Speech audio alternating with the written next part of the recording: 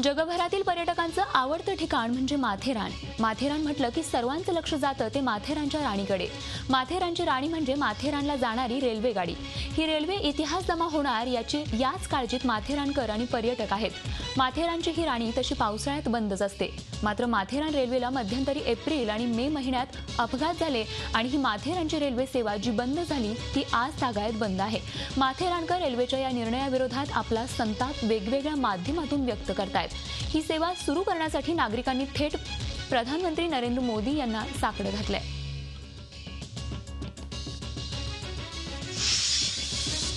गणेशोत्सवासाठी कोकणात जाणाऱ्या चाकरमान्यांसाठी कोकण रेल्वेनं मध्य रेल्वेसोबत 180 ट्रेन्सची घोषणा केली आहे. त्याशिवाय गरज पडल्यास आणखी 42 गाड्यांबाबत विचार सुरू आहे, अशी माहिती कोकण रेल्वेचे चेअरमन संजय गुप्ता यांनी दिली आहे. कोकण रेल्वे मार्गावरील 11 नवीन स्टेशनचं लवकरच उद्घाटन होणार आहे. त्यामध्ये महाराष्ट्रातील 9 आणि कर्नाटकातील 2 स्थानकांचा समावेश आहे. त्याशिवाय चिपळूण कराड या नवीन रेल्वे मार्गासाठी येत्या 14 ऑगस्टला सामंजस्य करारावर स्वाक्षऱ्या करण्यात येणार आहेत, असंही गुप्ता यांनी यावेळी सांगितलं.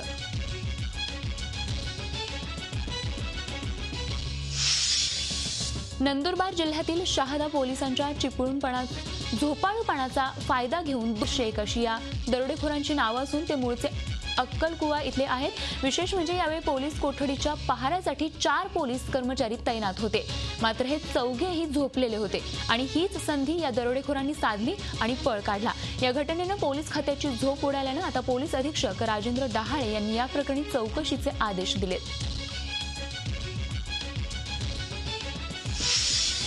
महाडच्या सावित्री पूल दुर्घटनेचं शोधकार्य सुरूच असून या अपघातातील सापडलेल्या मृतांना आणि बेपत्ता असलेल्यांना अपघात स्थळाजवळच श्रद्धांजली वाहण्यात आली. यावेळी स्थानिक आमदार भरत गोगावले यांच्यासह बेपत्ता व्यक्तींचे नातेवाईक, प्रशासनातील अधिकारी उपस्थित होते. या अपघातात आतापर्यंत 26 मृतदेह हाती लागले असून 15 जण बेपत्ता आहेत. अपघात झाल्यापासून बेपत्ता व्यक्तींचे नातेवाईक तिथंच स्थान मांडून होते.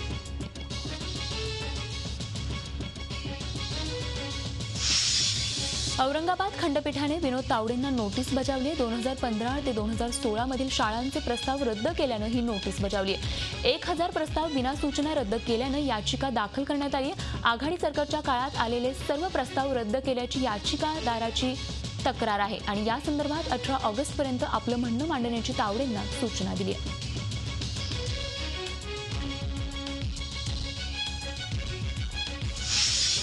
आयसीसशी संबंधित असलेल्या 4 तरुणांना औरंगाबादच्या विशेष न्यायालयानं 22 तारखेपर्यंत पोलीस कोठडी सुनावली आहे. परभणी आणि हिंगोलीतून आयसीस या दहशतवादी संघटनेच्या संपर्कात असल्याच्या कारणावरून या 4ही तरुणांना एटीएसनं अटक केली आहे.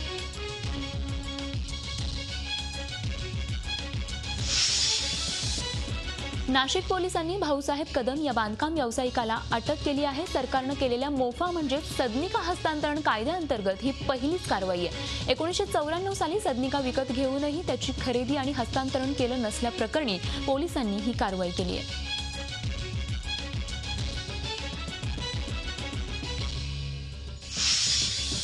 जागतिक बँकेच्या सहकार्याने 4,500 कोटी रुपये खर्च करून राज्यातील 5,000 गावात शेतीचा एकात्मिक प्रकल्प राबवण्यात येणार आहे. त्यात पाणी व्यवस्था, ठिबक सिंचन, पीक पद्धती आणि कृषी मालाची मार्केटिंग हे सर्व एकत्रितपणे राबवलं जाईल, अशी घोषणा मुख्यमंत्री देवेंद्र फडणवीस यांनी केली.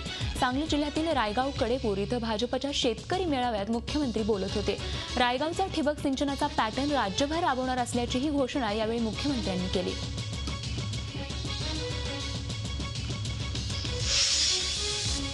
वादग्रस्त जमीन खरेदी प्रकरणी मंत्रिपदाचा राजीनामा दिलेल्या एकनाथ खडसेंचे समर्थक आता सोशल मीडियावर चांगलेच आक्रमक झालेत.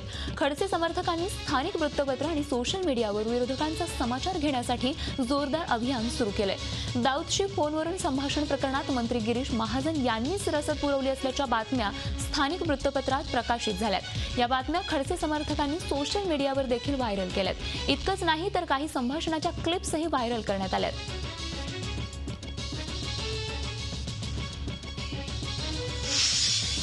देशाचा 70वा स्वातंत्र्य दिन आपण साजरा करत आहोत. मात्र अमरावती जिल्ह्यातील अचलपूर ते मूर्तिजापूर आणि पुढे यवतमाळपर्यंत चालणारी शकुंतला नॅरो गेज रेल्वे अजूनही पारतंत्र्यातच आहे. ही रेल्वे आजही ब्रिटनच्या एका खासगी कंपनीच्या मालकीची असल्यानं भारत सरकार हिला केव्हा स्वातंत्र्य मिळवून देतं याचीच प्रतीक्षा स्थानिक नागरिक करतायत.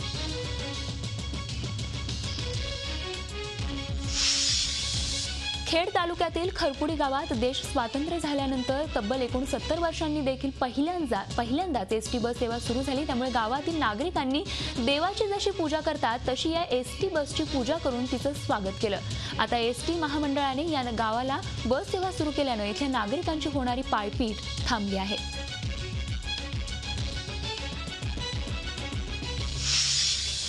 पुणे आकाशवाणीच्या सकाळी 7:05 प्रसारित होणाऱ्या बातम्या बंद होणार नाहीत अशी ग्वाही विद्यमान मनुष्यबळ विकास मंत्री प्रकाश जावडेकर यांनी दिली आहे। 2 दिवसांपूर्वी पुण्यातल्या आकाशवाणीचा वृत्त विभाग बंद करण्यासंदर्भातला आदेश काढण्यात आला होता। पुण्यातल्या आकाशवाणीतील वृत्त संपादक आणि संपादक यांचीही बदली करून त्यांची राज्याबाहेर बदली करण्यात आली होती।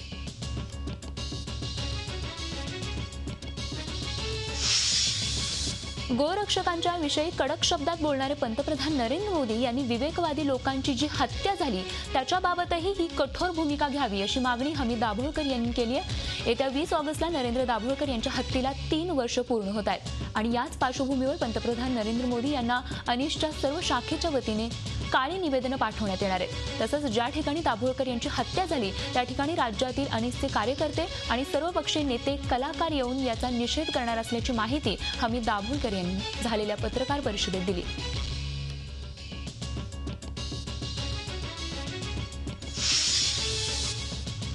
नांदेडच्या विष्णुपुरी धरणाच्या 18 पैकी 6 दरवाजांमधून पाणी गळती सुरू आहे। त्यामुळे लाखो लिटर पाणी वाया जाते। एवढंच नाही तर धरणाच्या सुरक्षेचेही 3:13 वाजलेत, कारण गेल्या 3 वर्षांपासून या धरणाचा विद्युत पुरवठा बंद आहे।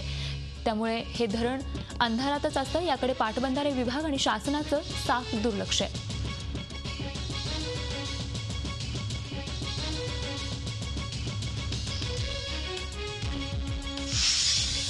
बारवी धरण हे सरासरी 92% भरलं असून बारवी धरणातील पाण्याची उंची वाढल्यानं आता या वाढीव पाण्यामुळे प्रकल्पग्रस्त गावांमधील रस्ते आणि घरं पाण्याखाली आली आहेत। गावात पाणी शिरत असतानाही या प्रकल्पग्रस्तांनी गाव न सोडण्याचा निर्णय घेतलाय। मात्र धरण क्षेत्रात पडणाऱ्या पावसामुळे येत्या 2 दिवसात ही पाण्याची पातळी आणखी वाढणार असून संपूर्ण आदिवासी पाडे पाण्याखाली येणार आहेत। त्यामुळे MIDC आणि प्रकल्पग्रस्तांमध्ये संघर्ष पेटणार आहे। जोपर्यंत योग्य मोबदला मिळत नाही तोपर्यंत गाव न सोडण्याचाच निर्णय बारवी प्रकल्पग्रस्त पीडित सेवा संघाने घेतला आहे।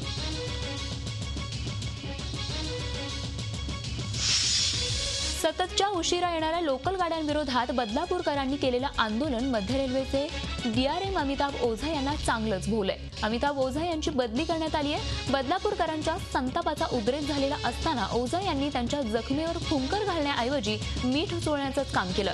हे आंदोलन उत्स्फूर्त नसून पूर्वनियोजित असल्याचं वादग्रस्त वक्तव्य ओझा यांनी केलं होतं। हेच त्यांना भोवल्याची चर्चा आहे। तर ओझा यांच्या जागेवर बिलासपूरचे DRM रवींदर गोयल यांची नियुक्ती करण्यात आली आहे।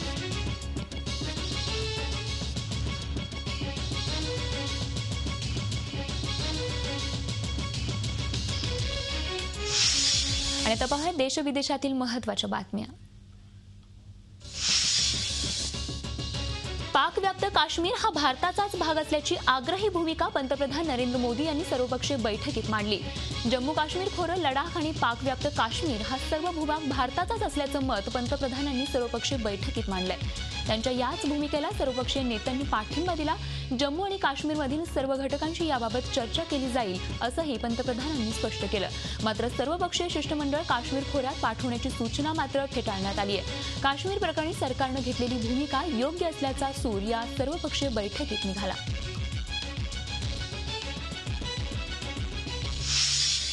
संसदेच्या पावसाळी अधिवेशनात यावेळी विक्रमी कामकाजाची नोंद झाली आहे। लोकसभेत एकूण 121 तास तर राज्यसभेत 112 तासांचं कामकाज झालं। 2004 नंतर प्रथमच दोन्ही सभागृहांमध्ये प्रश्नोत्तराच्या तासातही विक्रमी कामकाज झालं। लोकसभेत 88% तर राज्यसभेत एकूण 70% वेळ प्रश्नोत्तराला दिला गेला।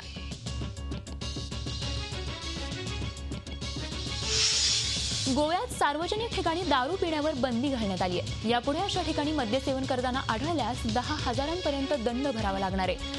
आणि तसं दुरुस्ती विधेयकच गोवा विधानसभेने मंजूर केलंय। गोव्यात पर्यटक मोकळ्या जागेत, सार्वजनिक ठिकाणी, किनाऱ्यांवर, रस्त्यांवर, महामार्गांवर खुलेआम दारू पितात। बाटल्या आणि कॅनही तिथेच टाकतात। अनेक ठिकाणी तर बाटल्या फोडल्याही जातात। अशा असंख्य तक्रारींमुळे सरकार काही जागा दारू पिण्यास बंदी असलेले विभाग म्हणून जाहीर करणार आहे।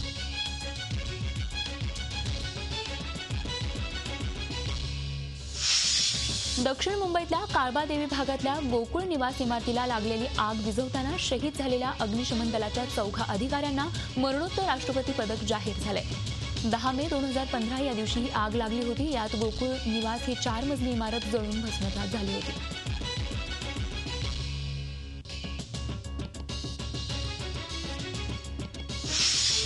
देशाच्या 70व्या स्वातंत्र्य दिनाच्या पार्श्वभूमीवर जय्यत तयारी सुरू आहे। याच पार्श्वभूमीवर राष्ट्रपती भवनही सज्ज झालंय। राष्ट्रपती भवनमध्ये डोळे दिपवणारी आकर्षक अशी रोषणाई करण्यात आली आहे। एलईडीच्या दिव्यांनी रायसीना हिल्स उजळून निघाले।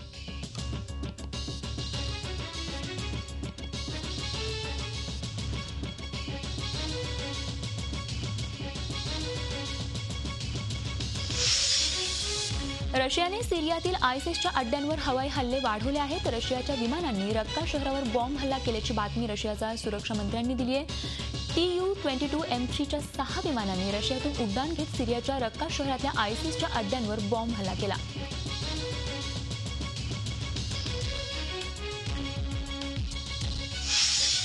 सिरियाच्या इदलिब शहरात सेना आणि दहशतवादी यांच्यात झालेल्या बॉम्ब हल्ल्यात 12 जणांचा मृत्यू झाला तर 15 जण जखमी झाले। इदलिबमध्ये दहशतवाद्यांचं वर्चस्व आहे आणि सिरियाचं सैन्य इथे कायम बॉम्ब हल्ले करत आले।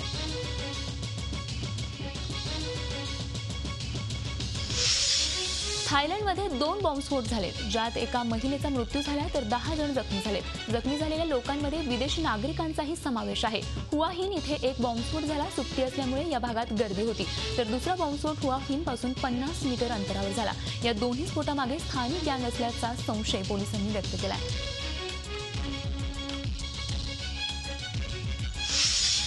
अमेरिकेत डोनाल्ड ट्रम्प यांनी केलेल्या भाषणामुळे पुन्हा एक वाद समोर आलाय। ट्रम्प यांनी राष्ट्रपती ओबामा आणि डेमोक्रॅटिक पक्षाच्या उमेदवार हिलरी क्लिंटन यांना आयसिस संघटनेचे प्रमुख असल्याचं मत व्यक्त केलंय। इराककडून अमेरिकेत परत येण्यामुळेच आयसिसचा जन्म झाल्याचं मतही ट्रम्प यांनी व्यक्त केलंय।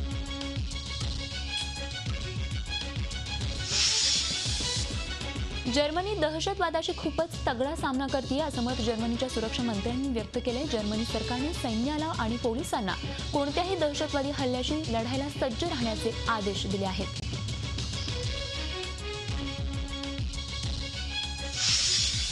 चीनच्या हुबेई भागात एका पॉवर स्टेशनमधल्या पाईप फुटल्याने 21 लोकांचा मृत्यू झाला तर 5 जण जखमी झालेत। या अपघातानंतर हे पॉवर स्टेशन बंद करण्यात आलं, तसंच या अपघाताची चौकशी करण्याचे आदेशही देण्यात आले।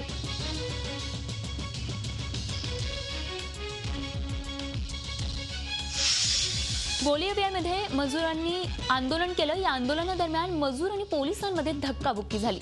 या धक्काबुक्कीत अनेक जण जखमी झालेत। मजुरांनी पोलीस जवानांना बंदक बनवून ठेवलं होतं। सध्या इथे शांततेचं वातावरण आहे। अर्जेंटिनाची राजधानी ब्युनोस एरिसमध्ये राष्ट्रपती मॅक्री यांनी नवीन आर्थिक धोरण आखलं। या आर्थिक धोरणाविरोधात कर्मचारी युनियनच्या लोकांनी आंदोलन केलं। नवं आर्थिक धोरण हे मजुरांच्या अधिकारांविरोधात असल्याचं युनियनचं म्हणणं आहे। पोर्तुगालमध्ये मलेरियाच्या जंगलात भीषण आग लागली आहे। या आगीमुळे जवळपास 260 लोकांना सुरक्षित स्थळी नेण्यात आले तर 4000हून अधिक अग्निशमन दलाचे कर्मचारी 30 विमानांच्या मदतीने आग विझवण्याचा प्रयत्न करत आहेत।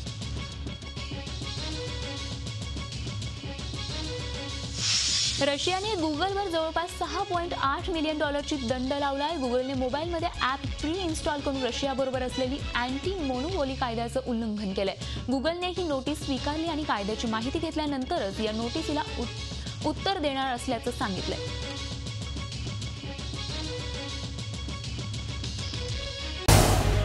झी 24 तास रहा एक पाऊल पुढे।